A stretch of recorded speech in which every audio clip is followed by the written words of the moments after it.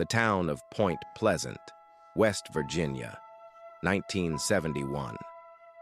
Molly Carver never believed in local legends. She laughed at stories of the Moth, supposedly seen in the neighborhood of an old steel mill. It was a sweltering late afternoon, despite the November chill. Molly sat in the kitchen, finishing her coffee and trying unsuccessfully to concentrate on her knitting. Cheerful music played softly on the radio, but even that couldn't dispel the anxiety that clutched at her heart. The phone rang sharply, making her flinch. Molly felt a chill run down her spine. "Hello?" Molly's voice sounded hoarse. "Moll, it's me!" Charlie. But something was wrong. His breathing was agitated and ragged. "Charlie, what's wrong?" "He's here."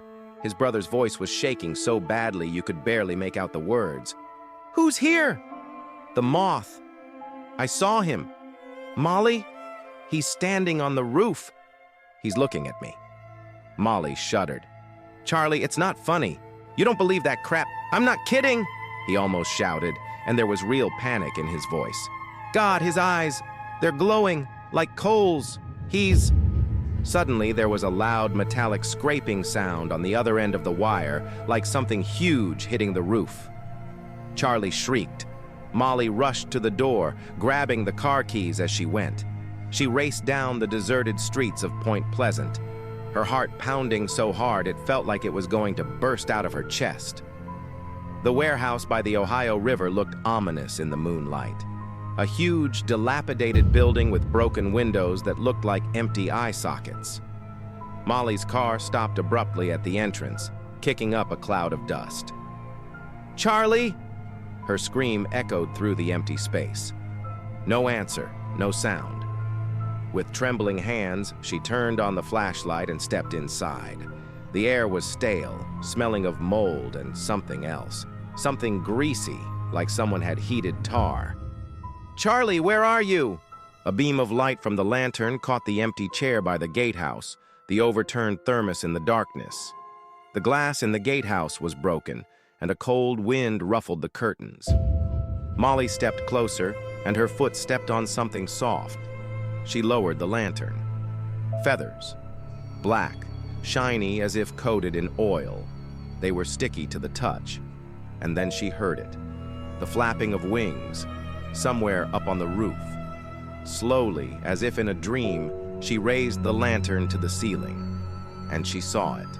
For a moment, just a moment, a shadow with spread wings flashed in the window opening. Then the darkness closed in again. A week after Charlie's disappearance, there was a strange, oppressive silence in the town. Molly sat at her desk, looking at newspaper clippings of people who had disappeared over the years. All of them had disappeared in the night. All of them had talked about him before. "It's like my Rex was vaporized," screamed Mrs. Donovan outside the church. "He barked all night and then..." Silence. "And the chain's broken."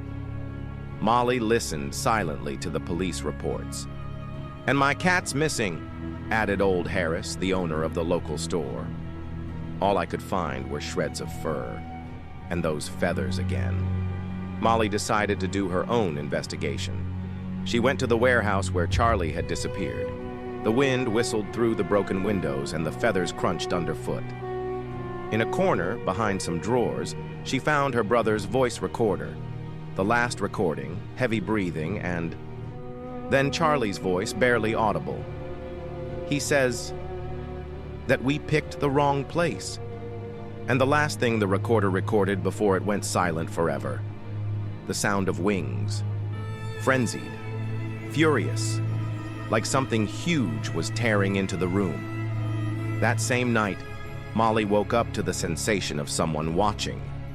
Outside the window, in the pitch blackness, two red eyes glowed. She froze. The shadow rose slowly, exposing huge webbed wings. The creature tapped a long finger on the glass, knock, knock, knock, and whispered her name. The voice sounded like it came from a dozen throats at once. Molly shrieked and turned on the light. The shadow was gone.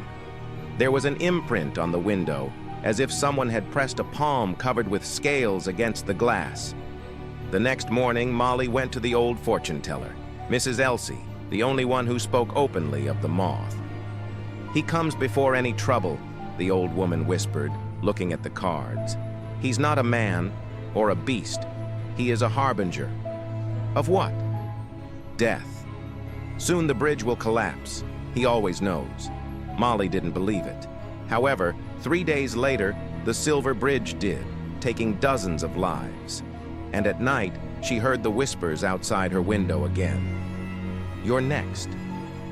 Molly jumped out of bed and ran downstairs to the first floor. She wanted to take shelter in the basement. Locked the door, but a creak, the rustle of wings. And then she felt a warm breath on the back of her neck. She turned around. The last thing she saw were huge, burning eyes and a mouth full of hooked teeth. "You're not leaving." The next day, Molly's house was empty. They found one last entry in her diary. "He says he'll be back soon for the others. He always comes back." And that night, a huge shadow was seen over Point Pleasant, slipping between the stars, and a whisper in the wind, "Follow me."